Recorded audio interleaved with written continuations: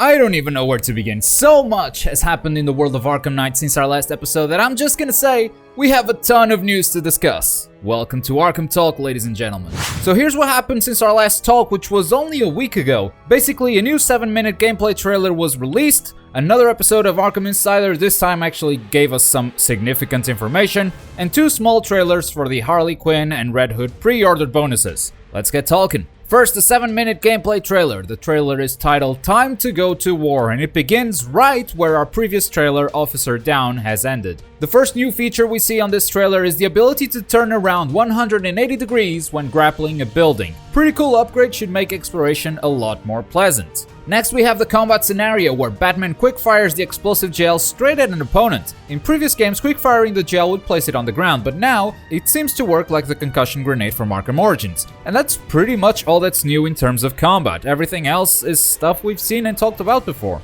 Then of course we go into the Batmobile, because every trailer has got to have a Batmobile section, and we see a bit of pursuit and battle modes. From this clip, it became a bit clearer when Batman uses the big cannon on top of the vehicle and when he uses the Vulcan gun. From what I can see, the Vulcan gun can be fired at any time, while the cannon requires a little bit of preparation. You see the small circle in the center of the screen filling up before firing? Yeah, that's the cannon. And while we're talking about new battle mode stuff, I'm gonna jump into the latest episode of Arkham Insider and then come back to this trailer. In the latest Arkham Insider, they revealed 2 new battle mode abilities. One is the EMP, which stuns all the vehicles around you for a short time, and its range seems to be quite big. So if you're feeling overwhelmed, you can use that. The second ability is called the Drone Virus. With this, you can infect enemy tanks and make them fight for you for a short time. Okay, back to the gameplay trailer. While in combat, for a brief moment, we can see a text notification pop up referring to a Batmobile challenge. If I had to guess, I'd say this is a battle mode challenge. The Riddler's racetrack challenges are usually underground, and I can't really see a place for you to go there. Remember, Rocksteady said there would be no loading screens during gameplay, so I'm discarding the possibility of the game teleporting you underground, loading a challenge. Speaking of which, on the Arkham Insider episode, we got a quick look at one of the Riddler's challenges. Basically, each challenge is a different track. You have a button to interact with certain floors and walls, toggling them on or off. You might want to toggle them off because they're an obstacle, or you might want to toggle them on because you need some floor to land on. Each track is going to have multiple laps, and the number of obstacles will increase the more laps you do, getting tougher and tougher. It's a mix of a puzzle and a race challenge. All of this is really cool. You guys probably know that I'm not a big fan of what they've shown for the battle mode so far, but if they keep adding options like this to the combat, it might actually be more fun than what I expected. Sadly, this does not improve my opinion on the puzzle element of the Batmobile. Last Tuesday, I was listening to the Giant Bomb cast, which I'm a big fan of, and if you guys don't know these guys, they're a group of people who have been playing and reviewing games for a really long time. Jeff Gersman from Giant Bomb has recently played the latest build of Arkham Knight, and he actually shares my opinion. Have a listen.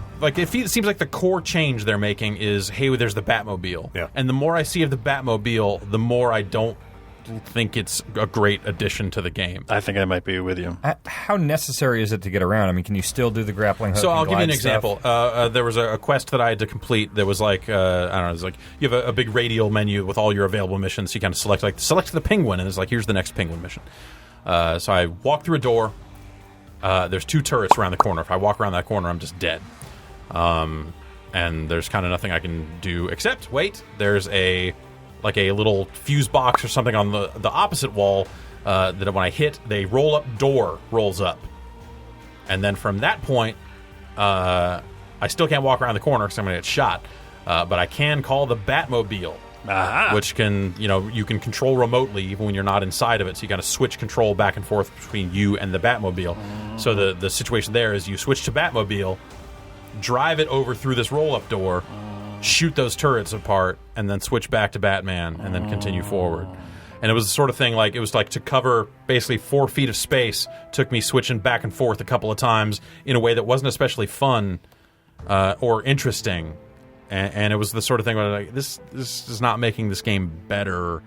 Like, shouldn't I also be able to just throw an exploding batarang around this corner and kill that thing? Yeah, the puzzles sound like a total bummer. But let's get on with it. After the battle mode sequence, we finally see some Batmobile donuts, and they look really cool. And off we go to the GCPD. On the way, we see the Batmobile smashing into another vehicle. Remember that the city has been evacuated. Only thugs and policemen remain in Gotham, so you can go wild if you see another vehicle heading your way. I think there's actually an achievement for doing this multiple times, but we'll see. And that's all the news we have from this gameplay trailer and from the Arkham Insider episode. All that's left are the Harley Quinn and the Red Hood trailers. I don't want to talk too much about these because 1, they're pre-order bonuses, and 2, there's not much to see. The one thing that caught my attention was the fact that some of Harley's moves look like reskinned versions of Catwoman's, especially this prowl animation in what I assume is a Predator scenario. There seems to be some animation recycling for Harley Quinn. Also, does everyone just have detective vision now? That's not exclusive to Batman anymore, everyone can see through walls? I think that kinda sucks.